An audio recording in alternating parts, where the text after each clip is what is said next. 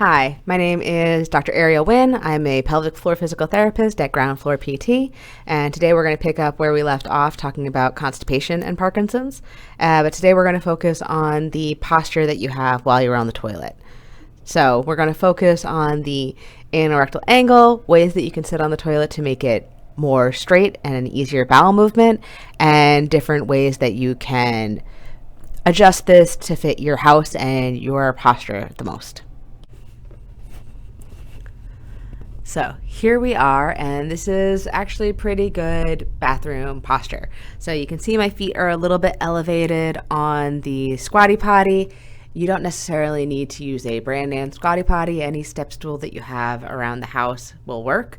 You just want to make sure that your knees are higher than your hips when you're sitting on the toilet. Now, a lot of times to reduce falls with Parkinson's, we recommend using an elevated toilet seat.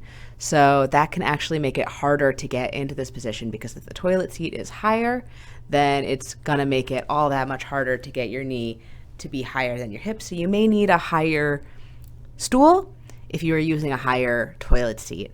So just keep that in mind, that you really want the knees to be higher than the hips. What that does is that it puts slack through the pelvic floor muscle that holds your rectum kind of into a right-hand angle. And so if that muscle is looser, if it's more relaxed, then rather than having a right-hand angle that you need to get your stool around, it's more of a straight shot, which makes it an easier bowel movement. It'll feel more complete. It'll feel a little bit easier. The next part of my posture is that I am a little bit leaned forward and my elbows are on my knees.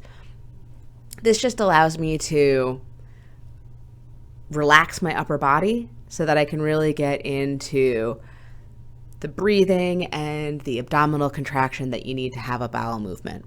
So we're going to talk about that a little bit more next week, but I just wanted to make sure that you saw this position, and I'm going to give you a side view in just a moment. And so from the side angle, you can see that my knees are higher than my hips. I'm a little bit leaned forward, and I am having my elbows on my knees, which helps me to take really big deep breaths and sigh out through my mouth. So we'll talk a little bit more about breathing next week. I just wanted to make sure you saw this side angle as well.